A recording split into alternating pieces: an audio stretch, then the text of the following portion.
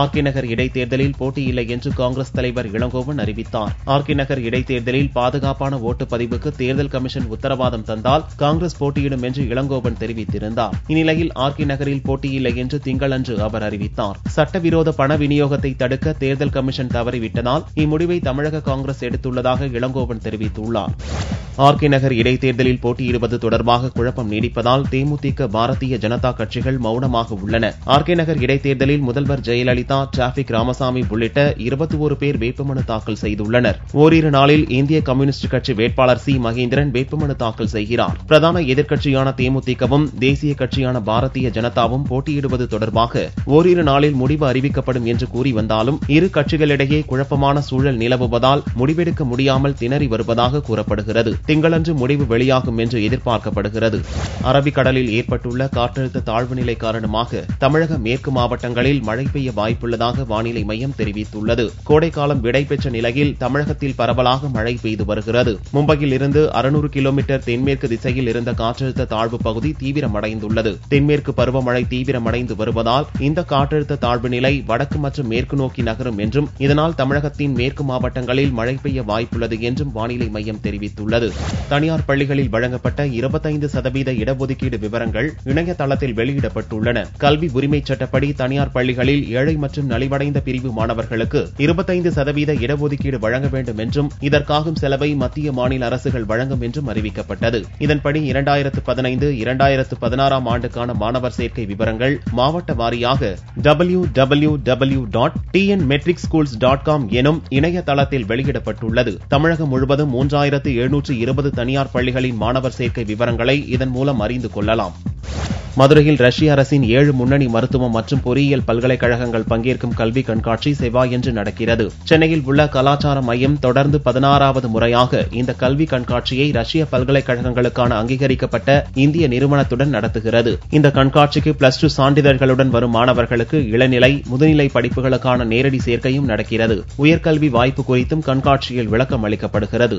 பணி நியமனம், பணி பாதுகாப்பு, ஊதிய உயர்வு மற்றும் பெண்களுக்கான மகப்பேறு விடுப்பு வழங்க வலியுறுத்தி மதுரையில் அனைவருக்கும் கல்வி இயக்கம் உள்ளடங்கிய கல்வி திட்ட சிறப்பாசிரியர்கள் கண்டன ஆர்ப்பாட்டம் நடத்தினர். மாநில தலைவர் கதிர்வேல் தலைமையில் ஸ்காட் ரோட் பகுதியில் நடந்த இந்த ஆர்ப்பாட்டத்தில் ஆசிரியர்கள் கோரிக்கைகளை வலியுறுத்தி கோஷங்கள் எழுப்பினர். இந்த ஆர்ப்பாட்டத்தில் தமிழகத்தின் பல்வேறு மாவட்டங்களைச் சேர்ந்த சங்க நிர்வாகிகள் கலந்து கொண்டனர்.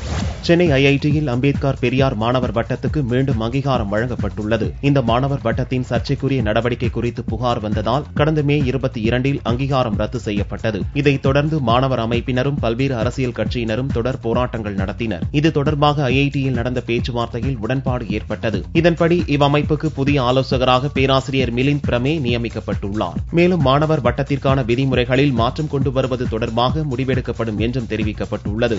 மருந்து கடைகளில் குழந்தைகள் உணவு, ஊட்டச்சத்து பானங்கள் மற்றும் உணவுப் பொருட்கள் விற்க தடை விதிப்பது குறித்து மத்திய அரசு பரிசீலித்து வருகிறது. இந்தியாவில் 11 மாநிலங்கள் மேகி விற்பனைக்கு தடை விதித்துள்ளது. மருந்து கடைகளில் இதுபோன்ற உணவுப் பொருட்கள் விற்பது பாதுகாப்பானவை என்று பொதுமக்கள் கருதுவதால் அங்கு விற்பனைக்கு தடை செய்ய மத்திய அரசு பரிசீலனை செய்து வருகிறது. இந்நிலையில் நெஸ்லே இந்தியா மீது தேசிய நுகர்வோர் நீதிமன்றத்தில் மத்திய நுகர்வோர் விவகாரத்துறை வழக்கு தொடர்ந்துள்ளது.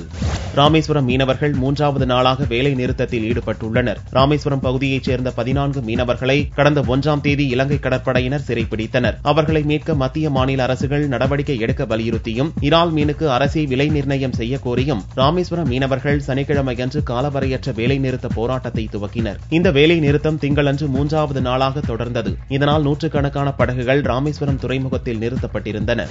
வேலூர் அருகே மணல் கொள்ளையில் ஈடுபட்ட அதிமுக, திமுக நகர செயலாளர்களின் டிராக்டர்களை வருவாய் கோட்டாட்சியர் மடக்கி பிடித்து போலீசாரிடம் ஒப்படைத்தனர். வேலூர் மாவட்டம் காவிரிப்பாக்கம் அருகே பாலாற்றிலிருந்து கள்ளத்தனமாக மணல் ஏற்றி வரப்படுவதாக ராணிப்பேட்டை வருவாய் கோட்டாட்சியர் முருகேசனுக்கு தகவல் கிடைத்தது. சம்பவ இடத்திற்கு வந்த அவர் அங்கு மணல் அள்ளி வந்த 3 டிராக்டர்களை மடக்கி பிடித்தார். இது தொடர்பாக நடந்த விசாரணையில் அதிமுக நகர செயலாளர் ரவி, காவிரிப்பாக்கம் பேரூராட்சி தலைவர் மணி மற்றும் திமுக நகர செயலாளர் நரசிம்மன் ஆகியோருக்கு சொந்தமானது என்பது தெரியவந்தது. மணல் கொள்ளை சம்பவத்தில் கட்சி வேறுபாடின்றி அனைத்து கட்சியினரும் ஈடுபட்டது குறித்து காவிரிப்பாக்கம் போலீசார் விசாரணை நடத்தி வருகின்றனர்.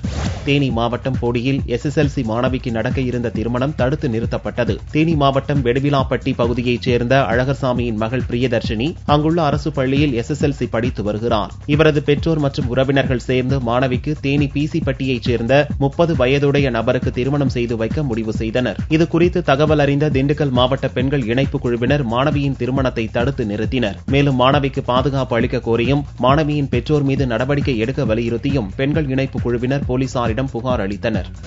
தமிழ்நாடு பட்டு வளர்ச்சித்துறை அலுவலர்கள் சங்க செயற்குழு கூட்டம் திருச்சியில் மாநில தலைவர் சிவபிரகாசம் தலைமையில் நடந்தது. இதில் பட்டுக்கூடுகளுக்கு நியாயமான விலை கிடைக்க மத்திய மாநில அரசுகள் நடவடிக்கை எடுக்க வேண்டும், பட்டு வளர்ச்சித்துறையில் உள்ள இளநிலை ஆய்வாளர்களின் சம்பள முரண்பாடுகளை களைய வேண்டும் என்பன உள்ளிட்ட பல்வேறு தீர்மானங்கள் நிறைவேற்றப்பட்டன. அப்போது செய்தியாளர்களிடம் பேசிய சிவபிரகாசம், நிர்வாகிகளை அழைத்து பேச மறுக்கும் பட்டு வளர்ச்சித்துறை இயக்குநரின் செயலை கண்டித்து ஜூன் 16ஆம் தேதி உதவி இயக்குநர் அலுவலகம் முன்பு ஆர்ப்பாட்டம் நடத்துவது என்றும் தொடர்ந்து 4 கட்ட போராட்டங்களை நடத்த முடிவெடுத்துள்ளதாக தெரிவித்தார். திருச்சி அதிமுக எம்பி மீது மறைந்த அமைச்சர் மரியம் பிச்சையின் மனைவி புகார் தெரிவித்துள்ளார். திருச்சியில் உள்ள கலையரங்கம் தியேட்டரை முன்னாள் அதிமுக அமைச்சர் மரியம் பிச்சையின் மனைவி கஸ்தூரி 5 ஆண்டு ஒப்பந்தத்தில் நடத்தி வருகிறார். இந்நிலையில் ஆண்டுக்கு ஒருமுறை உரிமை புதுப்பிப்பதற்கு மாவட்ட நிர்வாகம் தராமல் இழுத்தடித்ததாக கூறப்படுகிறது. இதனிடையே உரிமை புதுப்பிக்கவில்லை என்று தியேட்டருக்கு சீல் வைக்கப்பட்டது. இதை எதிர்த்து சென்னை உயர்நீதிமன்ற மதுரை கிளையில் கஸ்தூரி வழக்கு தொடர்ந்தார். திரையரங்கிற்கு சீல் வைக்கவோ தடை விதிக்கவோ தொழில் பாதிப்பு ஏற்படுத்தவோ கூடாது என்று நீதிமன்றம் உத்தரவிட்டது. இந்நிலையில் ஞாயிறன்று மாவட்ட நிர்வாகம் சார்பில் கோட்டாட்சியர் கணேசன் தியேட்டருக்கு சீல் வைத்தார். திரையரங்க வளாகத்தில் 144 தடை உத்தரவும் பிறப்பிக்கப்பட்டுள்ளது. இதுகுறித்து செய்தியாளர்களை சந்தித்த கஸ்தூரி, அதிமுக எம்பி குமார் தூண்டுதலின் பேரில் இச்சம்பவம் நடப்பதாக குற்றம் சாட்டினார். மருத்துவ மேற்படிப்பிற்கான 3ஆம் கட்ட கலந்தாய்வு ஜூன் 2 மற்றும் 4ஆம் தேதிகளில் நடந்தது. இதில் இடங்களை நிரப்புவதில் குளறுபடி ஏற்பட்டதாகவும் வெளிப்படையான முறையில் கலந்தாய்வு நடத்த மாணவர்கள் தரப்பில் கேட்டுக் கொள்ளப்பட்டது. இதன்படி மீண்டும் 6 மற்றும் 7 ஆகிய தேதிகளில் முதுநிலை மருத்துவ பட்டய படிப்பு, 6 ஆண்டு நரம்பியல் அறுவை சிகிச்சை படிப்பு உள்ளிட்ட 130 இடங்களுக்கு கலந்தாய்வு நடத்தி முடிக்கப்பட்டது. முதல் நாளில் 81, 2ஆம் நாளில் 41 இடங்கள் நிரப்பப்பட்டன. சுயநிதி கல்லூரிகளில் உள்ள 24 இடங்களை எடுக்க யாரும் முன்வரவில்லை. அமர்நாத் யாத்திரைக்காக 1.5 லட்சம் பக்தர்கள் பதிவு செய்துள்ளதாக காஷ்மீர் அரசு தெரிவித்துள்ளது. ஜம்மு காஷ்மீர் மாநிலத்தில் உள்ள அமர்நாத் கோவிலுக்கு செல்ல ஆண்டுதோறும் பக்தர்கள் முன்பதிவு செய்து வருகின்றனர். இந்த ஆண்டுக்கான யாத்திரை அடுத்த மாதம் 2ஆம் தேதி துவங்கி 59 நாட்களுக்கு பின் நிறைவடைகிறது. இதற்காக இதுவரை 1.5 லட்சம் பேர் முன்பதிவு செய்துள்ளனர். அமர்நாத் கோவிலின் அடிவாரத்தில் தங்க வைக்கப்படும் பக்தர்கள் பலத்த பாதுகாப்புடன் மலைமேல் உள்ள பனிலிங்க சிவன் கோவிலுக்கு அழைத்துச் செல்லப்படுகின்றனர். நாகப்பட்டினத்தில் இந்திய ராணுவத்திற்கான ஆள் சேர்ப்பு முகாம் கடந்த 4ஆம் தேதி துவங்கி வரும் 15ஆம் தேதி வரை நடக்கிறது.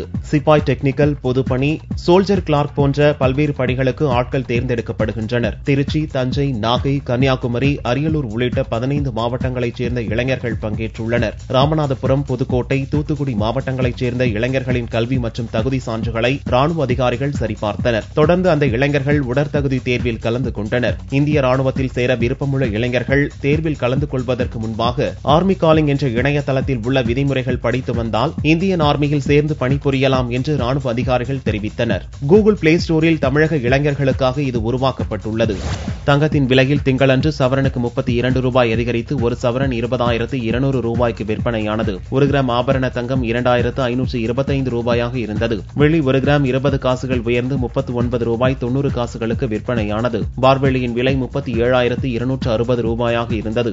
திமுக தலைவர் கருணாநிதியின் பேரனும் நடிகருமான அருள்நிதியின் திருமண வரவேற்பு சென்னையில் நடந்தது. திமுக தலைவர் கருணாநிதியின் மகன் மூக்க தமிழரசு, மோகனா தம்பதியரின் மகன் நடிகர் அருள்நிதியின் திருமண வரவேற்பு விழா ஞாயிறன்று இரவு அண்ணா அறிவாலயத்தில் நடந்தது. விழாவுக்கு வந்த அனைவரையும் திமுக பொருளாளர் ஸ்டாலின் வரவேற்றார். கவர்னர் ரோசையா, மத்திய அமைச்சர் வெங்கையா நாயுடு, சென்னை உயர்நீதிமன்ற தலைமை நீதிபதி சஞ்சய் கிஷன் கவுல், பாரதிய ஜனதா தேசிய குழு உறுப்பினர் இலகணேசன், தமாக தலைவர் வாசன், நடிகர்கள் ரஜினி, சத்யராஜ், கவிஞர் வைரமுத்து உள்ளிட்டோர் திருமண விழாவில் கலந்து கொண்டு மணமக்களை வாழ்த்தினர்.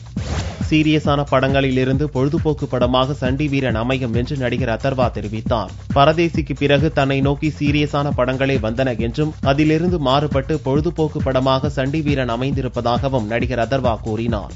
பரதேசியான பிறகு நான் என்ன மைண்ட் செட்ல இருந்தேன்னா, சரி நெக்ஸ்ட் கண்டிப்பா ஒரு சீரியஸ் படம் பண்ணக்கூடாது, ஒரு என்டர்டெய்னரா பண்ணும் அப்படின்னு தான் மைண்ட் செட் இருந்தது எனக்கு.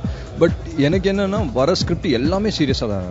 வர ஓப்பனிங் சீக்வன்ஸ்ல என்ன போட்டுருவாங்க, இல்ல என்ன சுத்தி இருக்கவங்க யாருன்னா போட்டுருவாங்க. ஸோ அந்த மாதிரி ரொம்ப இன்டென்ஸா, ரொம்ப ஒரு சேட் ஸ்கிரிப்ட்ஸா தான் வந்துட்டு இருந்தது. ஸோ நான் என்ன நினைச்சேன், சரி ஒரு என்டர்டெய்னரா பண்ணோம், ஒரு ஹியூமரஸா ஒரு ஸ்கிரிப்ட் பண்ணோம் அப்படின்னு நினைச்சிட்டு இருந்தேன். பாலா சாரும் தான் சொல்லிட்டு இருந்தாங்க.